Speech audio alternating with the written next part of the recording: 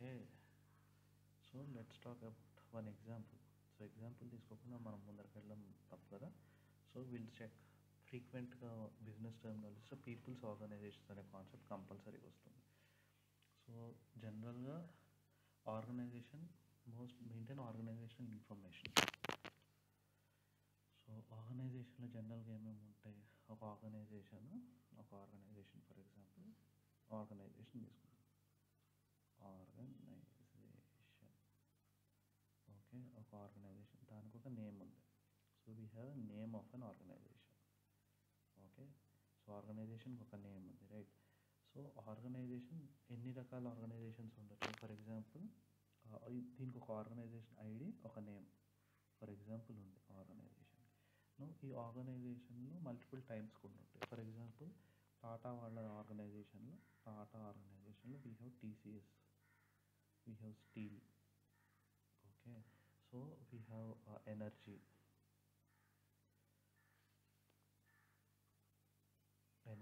So ఇవన్నీ organisation types కిందకే వస్తాయి.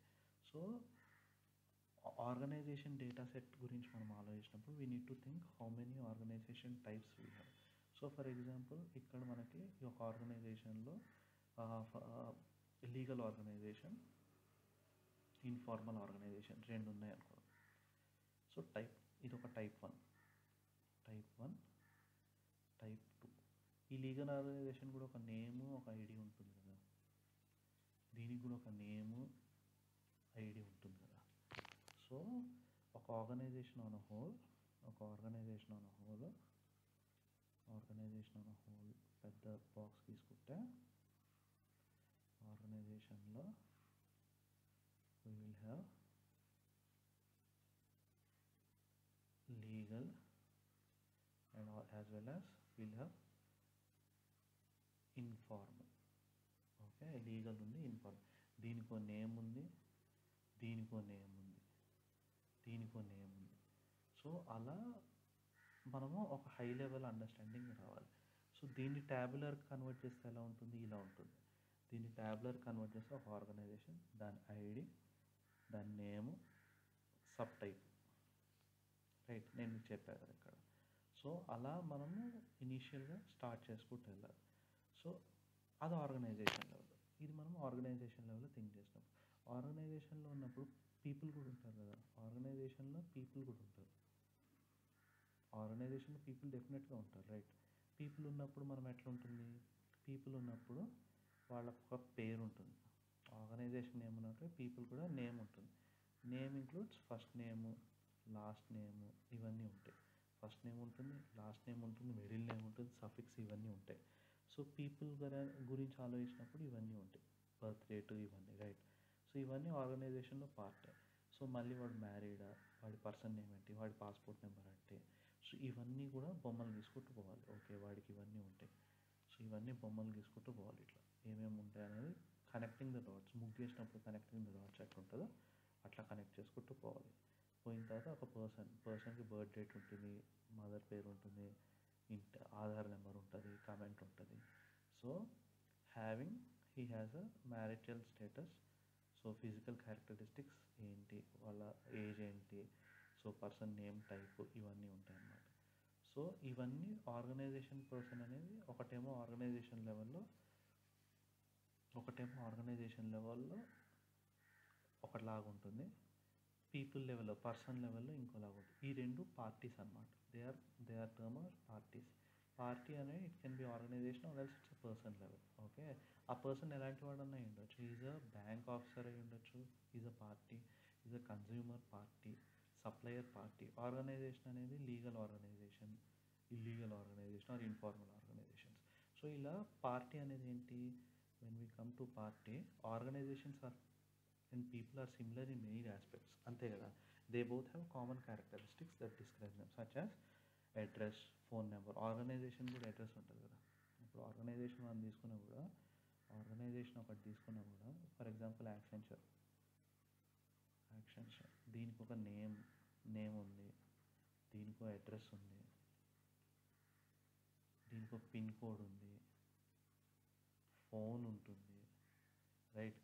సేమ్ దానిలో పర్సన్ ఒక ఎంప్లాయీ తీసుకున్నా, పర్సన్ని తీసుకున్నా కూడా వాడికో నేమ్ ఉంటుంది, వాడికో అడ్రస్ ఉంది, వాడికో పిన్ ఉంది, వాడికో ఫోన్ ఉంది, ఓకే, వాడికి ఒక ఈమెయిల్ ఉంది. యాక్సెంచర్ కూడా ఈమెయిల్ ఉంది కదా, ఈమెయిల్ ఉంటుంది, basic email, business email. But ఇది పర్సనల్, ఇది బిజినెస్. సార్ రెండు సేమే ఉన్నాయి కదా క్యారెక్టరిస్టిక్స్, ఆర్గనైజేషన్కి పర్సన్కి. So organization and person are similar in many aspects. They both have common characteristics. Can also in similar role as parties. So organization can buy something, person also can buy something. అంతే కదా. ఇప్పుడు Accenture ఒక కంపెనీని కొనుక్కుంది, bat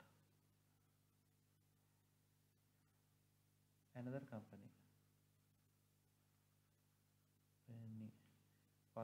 person bought bike. So activities సిమిలర్గానే ఉన్నాయి ఆర్గనైజేషన్కి పర్సన్కి. So just only their roles మారుతాయి. ఇప్పుడు ఆర్గనైజేషన్కి పర్సన్కి క్యారెక్టరిస్టిక్స్ సేమ్ ఉన్నా కూడా రోల్స్ మారుతున్నాయి. రోల్స్ మారినప్పుడు ఏంటి, organizations and people can solve similar roles as parties. For example, membership organization like computer may keep similar information on their corporate members. Contracts can usually. So if a person and organization were modeled as separate entities, the data model would be more concepts. ఇప్పుడు ఈ రెండింటి characteristics ఒకటే ఉన్నప్పుడు instead of రెండు separate table, organization table parties అదేంటి person table పెట్టే బదులు ఈ రెండింటిని, చాలా కంపెనీలో ఇట్లానే ఉంది, బట్ ఈ రెండింటిని క్లబ్ చేసేసి ఒకటే దానిలో పెట్టడము is a best solution to reduce complexity. Okay, if a person were modeled as completely separate entities, the data model would be more complex. Each contract, sales order, membership, either a person or other would need two relationships, one to person entity and one to organization. Any activity is different. So further, these relations are mutually exclusive and thus would require an exclusive arc. For instance, a sales order would be placed by a person or an organization. అంతే కదా, ఇప్పుడు నేను కొనుక్కున్నా, నేను Accenture కొనుక్కోవచ్చు ఆ కంపెనీని, మనిషి కొనుక్కోవచ్చు కదా కావాలంటే. యాక్సెంచర్ ఓ బైక్ని కొన్నది, మనిషి కూడా బైక్ని కొన్నాడు అనుకో, ఎవరు క్యారెక్టరిస్టిక్స్ సేమ్ ఉన్నాయి కదా, వాటికి మళ్ళీ సెపరేట్గా బైక్ని ఎవరు పర్చేస్ చేశారు. ఇప్పుడు నేను ఫర్ ఎగ్జాంపుల్ బైక్ ఉంది,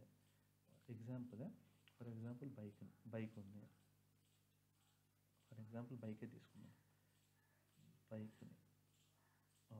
బైక్ని ఆర్గనైజేషన్ కొనగలుగుతుంది, పర్సన్ కొనగలుగుతాడు, రైట్.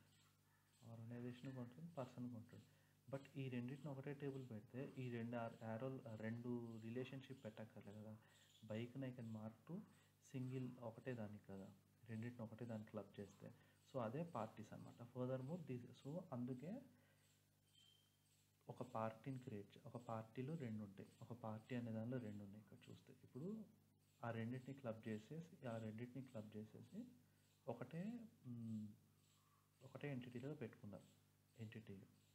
పార్టీ అనే ఆర్గనైజేషన్ వచ్చింది, పర్సన్ వచ్చాడు. ఓకే, నెక్స్ట్ ఏమైంది, పార్టీస్ ఆర్ క్లాసిఫైడ్. ఓకే, మళ్ళీ దాన్ని క్లాసిఫై చేయాలి కదా. Okay, party has two sub types, person, organization. ఈ రెండు సబ్ టైప్స్ వచ్చినాయి పార్టీకి. ఇప్పుడు రెండు సబ్ టైప్స్ వచ్చినాయి, ఒక ఆర్గనైజేషన్, ఒక పర్సన్. వచ్చిన తర్వాత దిస్ పార్టీ ఏంటి, will enable storage of some of the common characteristics and relation the people and organizations. Common characteristics అన్నీ ఈ టేబుల్లోకి వెళ్ళిపోతాయి, ఈ ఎంటిటీలోకి వెళ్ళిపోతాయి. ఓకే, తర్వాత ఏంటి, parties are classified into various categories using entity party classification, which stores each category into which parties may belong. There are subtypes for organization classification such as industry, size, minority, as well as subtypes to categorize people such as equal employment classification and income classification. So పర్సన్ని కూడా classify చేయొచ్చు. ఈ రెండింటిని classify చేయడానికి party classification అని ఇంకో ఎంటిటీని పెట్టుకుంటాం. ఇది ఇంకో ఎంటిటీ. ఓకే, మరి పార్టీ టైప్ కూడా ఉంటుంది తర్వాత పార్టీ టైప్ కూడా ఉంటుంది. ఓకే, పార్టీ టైప్లో ఏముంటుంది, పార్టీ ఐడి, పార్టీ టైప్, ఒక కంపెనీ టైప్ ఏంటి, కంపెనీ ఇన్ఫర్మేషన్, ఇదేమో ఫ్యామిలీ రిలేటెడ్. ఓకే, ఓకే, ఇవన్నీ ఒకటి పార్టీ రోల్స్. సో ఇవన్నీ పెంచుకుంటూ పోవాలి. సో ఒక పార్టీ క్రియేట్ చేసినప్పుడు ఫస్ట్ టైం వచ్చింది పర్సన్, ఆర్గనైజేషన్ ఒక దానికి వెళ్ళిపోయింది. ఆ రెండు ఎటు వెళ్ళినాయి, పార్టీ రోల్కి వెళ్ళినాయి. పార్టీ రోల్లో మళ్ళీ పర్సన్ రోల్ ఏంటి, ఆర్గనైజేషన్ రోల్ ఏంటి, కస్టమర్ రోల్ ఏంటి, ఇవన్నీ యాడ్ అవుతూ వెళ్ళినాయి. సో నెక్స్ట్ వచ్చి రోల్ టైప్. ఇలా మనము రీసెర్చ్ చేసి మనం ప్రిపేర్ చేయాలి మోడల్ని. సో రీసెర్చ్ చేసుకుంటూ వెళ్తే మనకి ఒక చిన్న పార్టీ నుంచి స్టార్ట్ అయిపోయి అది పోయి ఇంత పెద్దది అవుతుంది. ఫస్ట్ పార్టీతో స్టార్ట్ అయింది, తర్వాత it went to party role. ఆ పార్టీ రోల్లో పార్టీస్కి రిలేషన్షిప్ కూడా చూడాలి కదా మళ్ళీ. సో మల్టిపుల్ పీపుల్ ఇన్వాల్వ్ అయి ఉంటారు మళ్ళీ ఒక్కొక్క పార్టీలో. ఏజెంట్స్ ఉంటారు, హౌస్ హోల్డ్ ఉంటుంది, రెగ్యులేటరీస్ ఉంటాయి. ఇవన్నీ పెరుగుకుంటూ ఇంత పెద్దదైంది. సో ఇలా మనం చిన్నగా స్టార్ట్ చేస్తేనే ఒక చిన్న మోడల్ ఇనీషియల్గా స్టార్ట్ చేసుకుంటూ ఏమేమి ఉన్నాయి, ఎంతెంత ఉన్నాయి అనేది, ఇది conceptual model. This is what you're saying is conceptual model. ఇక్కడ జస్ట్ మీకు ఓన్లీ రిలేషన్షిప్ హై లెవెల్లో ఏమేమి ఎంటిటీస్ ఇన్వాల్వ్ అయి ఉన్నాయి ఇవన్నీ కనబడుతున్నాయి. ఓకే, సో దీనిలో ఐడి ఒకటి లేదు, ఒక ప్రైమరీ కీ లేదు, ఒక ఫారెన్ కీ లేదు. It's just high level conceptual diagram. నా మైండ్లో ఉన్న డయాగ్రామ్ మెల్లమెల్లగా బుక్లో వేసుకుంటూ వెళ్ళింది. వన్ డేలో అయ్యేది కాదు. We have to spare good amount of time to do research. ఇక్కడ రీసెర్చ్ చేసిన తర్వాత we have to come up with the conceptual. ఇది కాన్సెప్చువల్ డయాగ్రామ్. యాక్చువల్లీ మీరు చూసేది కాన్సెప్చువల్ డయాగ్రామ్. ఈ కాన్సెప్చువల్ డయాగ్రామ్ ఆర్గనైజేషన్ లెవెల్లో ఉంది. ఆర్గనైజేషన్ లెవెల్లో కాబట్టి చాలా ఉంటాయి, అదే ప్రాజెక్ట్ లెవెల్లో ఉంటే కొన్ని ఉంటాయి. సో రెండు రకాల మోడల్స్ ఉంటాయి ఇక్కడ. ఆర్గనైజేషన్ అంటే కంపెనీ లెవెల్లో ఉంటే పెద్దది ఉంటుంది, లార్జ్. మనం ప్రాజెక్ట్స్లో చేస్తుంటాం కాబట్టి స్మాల్ ఉంటుంది. దాని తగ్గట్టు మనం మోడల్ చేసుకుంటాం వెళ్ళాలి ప్రతిసారి. మోడలింగ్ అంటే అండ్ అగైన్ డేటా మోడలింగ్ అంటే it's not about only facts and dimension కాదు. It's also about entity management. Entity management అంటే ఇప్పుడు మీరు చూసేది ఎంటిటీస్. ఇవన్నీ ఫ్యాక్ట్ డైమెన్షన్స్ కాదు కదా, ఇవన్నీ ఫ్యాక్ట్స్ డైమెన్షన్ కాదు, it's entities. So entity related అన్నీ ఎంటిటీ ఆర్గనైజేషన్ కూడా డేటా మోడలింగ్ కిందకే వస్తుంది. You need to identify which entities we need to come up with. So these are not facts and dimension, these are entities. అందుకే data modelling is of two types. One is entity relationship modelling and one is data modeling and dimensional modeling. So and one is dimensional modeling. Entity రిలేషన్షిప్లో entities ఉంటాయి, dimensional మోడలింగ్లో facts, dimensions ఉంటాయి. Okay, ఇది వచ్చేసి మనకి